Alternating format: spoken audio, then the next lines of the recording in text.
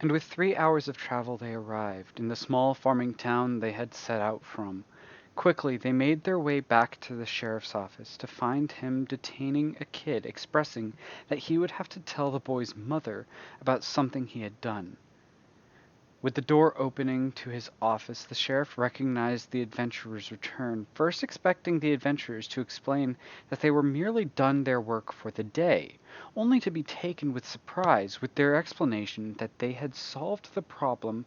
in removing thieves who had turned out to be a goblin infestation. With proof in the form of a bag of goblin ears brought back by Gregor upon Jonah's request, the sheriff thanked the adventurers for their service and explained that he would send word to have the Department of Quest Registry and Distribution provide the reward sent by the town for the quest to the guild the group belonged to, and he directed them toward the only tavern in town, the Roost. As a passing question, Jonah and Ammo inquired if the sheriff knew which guild the other group had belonged to, only to be informed that he never asked or took note. That he put in the town's request for adventurers, some showed up, and he sent them about their work. So the two of them made a mental note to inquire into the information when they got back to High Crest, so as to deliver the heads Ammo had found and was carrying among his other equipment. They decided that as the sun was setting, it would be better to wait until morning to begin their journey home. So they went to the Roost, where they found a small run-down structure with out-of-place beautiful artwork adorning the walls, filled with merchants who use the river near the town to travel north and out to the Gulf, who have made the tavern their evening stop point as well. There the group met a young adult tabaxi boy with misformed shape to his back, who seemed to be running the tavern, and they found that the tavern did not possess any rooms, but that the kid owner just let people sleep at the tables they sat at for 3 copper coins of his Majesty's print. Once again Jonah took the room in with his mixing of music and magic, as he and Leif enjoyed the town's special grain whiskey, while Amo and Gregor enjoyed flagons of ale, and Gwenllian nursed a mug of chicken broth he had purchased in place of an alcoholic beverage. Morning came, with the expected soft start of a small farming town, and the group found their way back to the residence of the McCluck family, where they had left the horse Mina and Ammo's vegetable cart. The amicable nature Jonah had gotten from Mr. McCluck the day before was maintained as he joked with the adventurers about how he thought they were dead, and that he was going to sell their cart. With jokes aside, the group reclaimed Ammo's cart and began their way out of Golland to start the 3-day journey for Highcrest. The journey was quiet, and felt long because of it, as Gwenllian took very little notice of his surroundings the entire trip, focusing instead on his notebook and scrawlings held within, constantly adjusting and tweaking designs and equations. On one of the mornings, as Leif and Gregor were doing their morning calisthenics, Gregor found his way to a spot near the cart where Ammo was using his morning to practice the Tai Chi movements of his water-controlling ability. One movement brought Ammo's vision to see shockingly close to him. The dwarf bent over, looking back at the Vulpine through his legs, with his long bushy beard hanging down into his face, a position from which he asked about where Ammo learned how to move water the way he did. Ammo's response was as much the truth as he himself knew, and that stranger he had helped once taught him a deeper understanding of his body and spirituality, specifically of a mystical power of the soul known as Ki. Seeing the gathering form, as Leif had joined Gregor in slowly approaching the Vulpine, who was minding his own business, and practicing the calm movements that seemed almost like a dance, Jonah joined the other three as he wiped from his face the excess shaving cream he had used in maintaining his choice in facial grooming,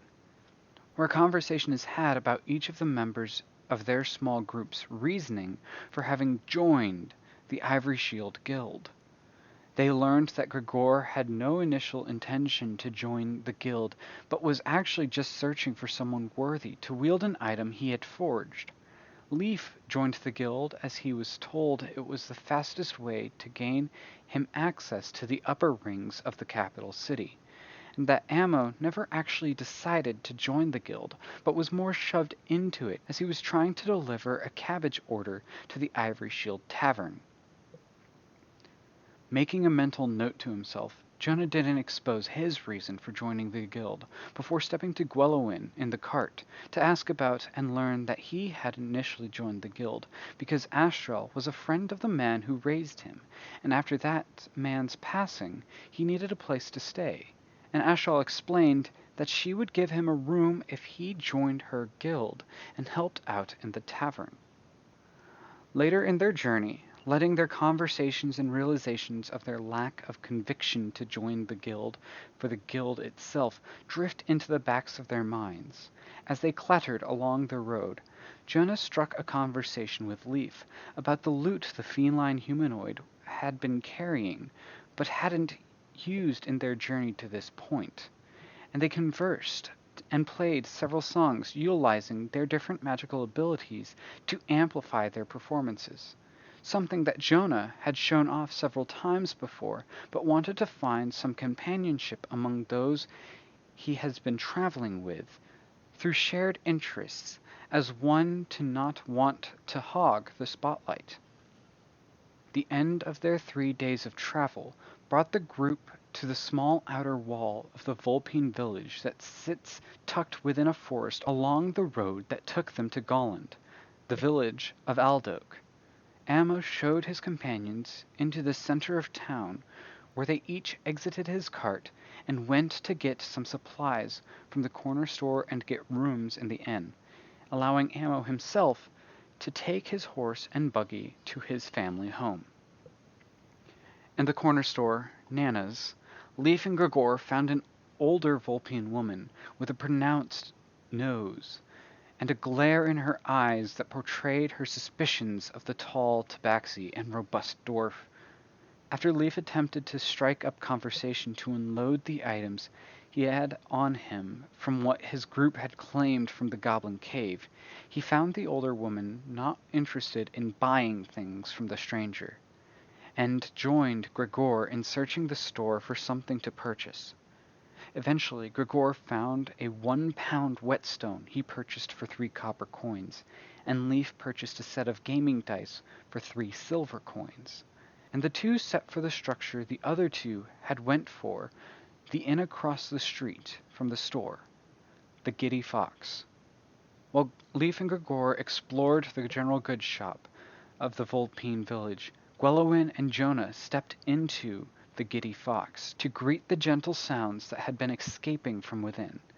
There they found a long bar spanning the far wall and a room tightly packed with booth seating, boxing and tables which held within them iron charcoal grills, and at the back of the room a set of stairs ascending to the structure's 2nd floor. Upon their entering the establishment, the two are greeted by a Vulpine girl in vibrant clothes approaching them and greeting them in a drab, disconnected voice through her chewing of something in her mouth.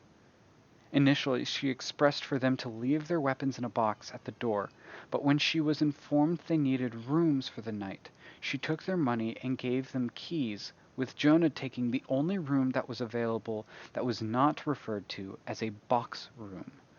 which, as the two of them made their way up the stairs, was revealed to Gwenlwen to mean the room was only a big enough box that the bed barely fit within it. While those 4 were doing those things, Amo drove his cart rattling along the street of the small village until he finally arrived at a small cottage that he could hear within the crash of a large heavy object and a middle-aged Vulpine's voice calling for her husband to assist her in wrangling children. Amo had arrived home. He pulled the cart around the side of the house, and removing the yoke from Mina, his horse, led her to her small horse house that isn't quite large enough to be called a barn, and taking a deep breath, he stepped to the back door of the abode, not sure what to expect when his parents see him for the first time since he randomly gallivanted away for 7 days without warning. The door opened, revealing for Gregor and Leif the same tavern scene that Gwenllian and Jonah had seen before, purchasing their rooms and heading up to put their equipment down,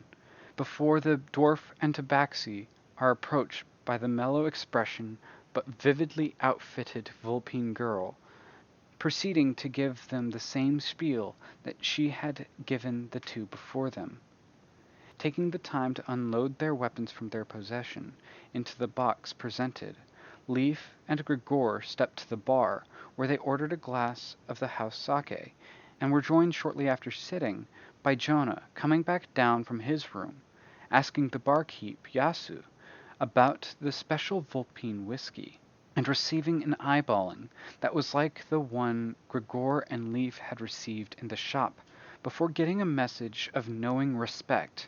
before the barkeep disappeared into a back room. When he re-emerged, he held within his hands a cloth covering a jade bottle, which he poured some of its contents from into a glass in exchange for 3 silver pieces from Jonah. Gwenllian, having reappeared on the ground floor, also having placed his equipment within his room, took time to inspect the construction design of the tables, finding a small gem in the middle of the iron grates, which to his amusement seemed to draw in and absorb the smoke of cooking food, a bit of information he gained to the dismay of other patrons of the tavern, whose dining experience he had pushed himself into to observe the grill's workings. Furious eyes locked onto Amo from his father, who slowly began to rise from his seat upon his son's entering in through the home's back door,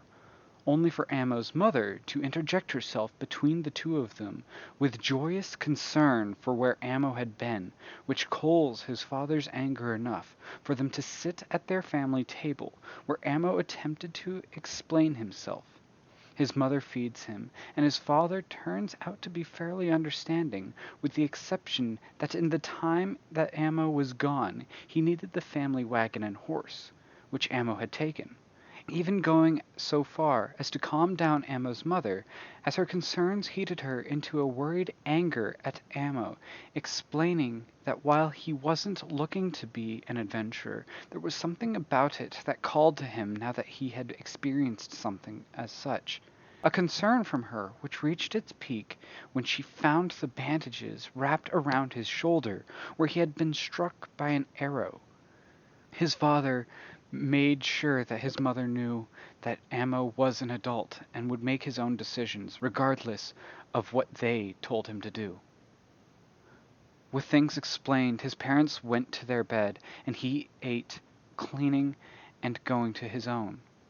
Gregor and Leif purchased from the vibrantly dressed girl keys for their own rooms, and Gregor joined Gwenllian for a meal at one of the booths, where Gwenllian was intrigued once more by the use of a small red bead thrown into the coals to ignite the fire. The two were served raw food, which they then cooked to their liking, with utensils they had no ability to use, chopsticks, causing Gregor simply to resort to using his fingers, allowing him to get slightly burned in the process of enjoying his dinner. After this, they, as well as Leif and Jonah, proceeded up to the second floor, each to their own room, and let themselves be taken into sleep by the night. As they pass into black, they wait the morning sun's rise.